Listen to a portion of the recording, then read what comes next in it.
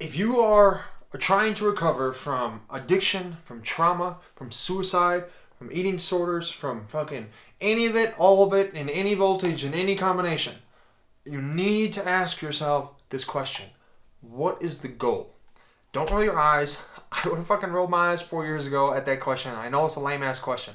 But what is the goal? Do you know what you're shooting for? Can you describe it to yourself what fully successful recovery looks like in the future to yourself right now in your head in like one simple sentence? And if you can't, that's what this video is for. Because I believe the most difficult thing to watch is somebody who was fucking dealt a hand and is fighting, trying hard, but not in a consistent direction, and so they never fully get better. They just continue to survive.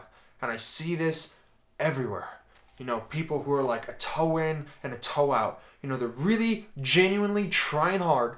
They're putting their fucking psyche on the line, doing all these things that people tell them they should do.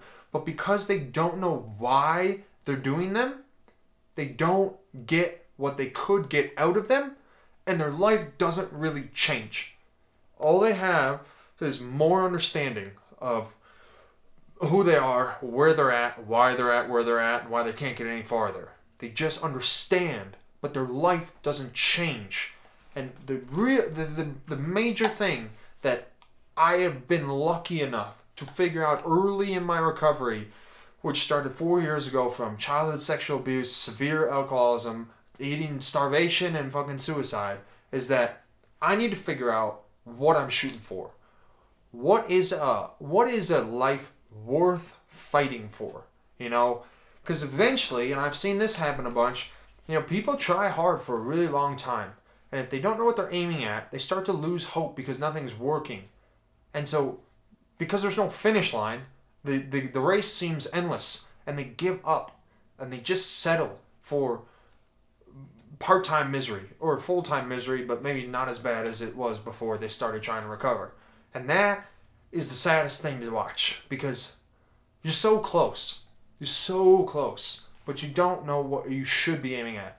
And I'm not saying that I have the right answer, the overall, what I say is law, you should do this because it's correct, but let me present my argument. And if you think it makes sense, then make it worth fighting for, because I needed to find a strength. And you know, you can have religious strength, you can have family strength, you can have all kinds of strength, but you need an internal strength that's you. That's not something bigger than you need in you. That's you. What could your future look like that is such a way that it's worth doing all these things for? Because they're fucking suck. I've been through all of them. All the modalities, all the therapy, all the fucking healing structures. I've done all of it, and most of it is spine tingling, skin crawling, and gut wrenchingly uncomfortable. And you need power and strength to fuel courage to get through this stuff. And if you don't have a reason why, if your reason is just, I want to get better, it's not good enough. It's not gonna sustain you long enough or get you through the hardest parts, which are at the end. So like when your resolve is the most tapped is when you need the most of it. And if you don't have this internal structure, this internal why, you're not going to push through this final bit. And so my argument is that the goal that could be worth fighting for, the one that I found worked for me, is to be somebody who is capable of living life without collapsing, without running, without escaping anything I don't want to. What I mean by that is it's most helpful to talk about this in the context of triggers. And if you're in a recovery process, you fucking know what triggers are, even if you don't call them triggers. It's like it's that nasty, sudden onset where everything internal goes fucking poison, and it builds in intensity, and it gets to a breaking point that you can't handle anymore, and so you do anything to escape it.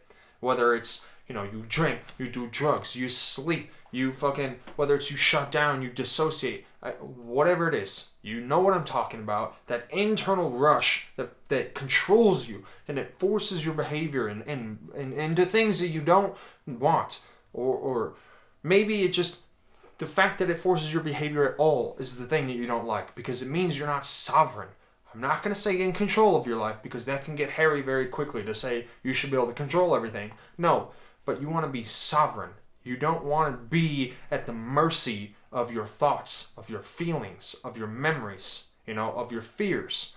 You want to be one with them in the sense that you can be afraid, you can be triggered, you can be tired, you can be desperate, you can be miserable, and still continue to live the way you try to live. And that's the goal that you should shoot for, is to be able to live sovereign, to be able to live without collapse, without having to escape, without, needing to run. That is a goal worth shooting for, because if you can get to that point, stay with me, but you can kind of do anything. You can kind of do anything, because it's like the gym. It's not the gym that helps you. It's who you have to become and what you learn about how to be in the process of developing discipline inside the gym that is the transferable skill. It's the same thing. If you can find a way, which my whole thing is about, to stay and not run and be able to weather the storm through the power of stillness, you can transfer that skill from trauma recovery to life. And it is frightening how endless that can get, where you realize if you can do this, if you can stay through, if this doesn't control you, there's nothing in normal life that is as bad, which means nothing will come close to the thing you already beat, which means you might be able to take a shot at doing anything that you want. Because that's the ultimate dream, is to not be okay. It's not even necessarily to be sovereign. It's to get to a point where you are empowered, realistically and legitimately, to pursue your dreams. That's the real goal of recovery, is to get to that point where you can be a dream chaser. Because it's, I'm fucking sick of the bullshit. It's okay to not be okay, or I just want to feel okay.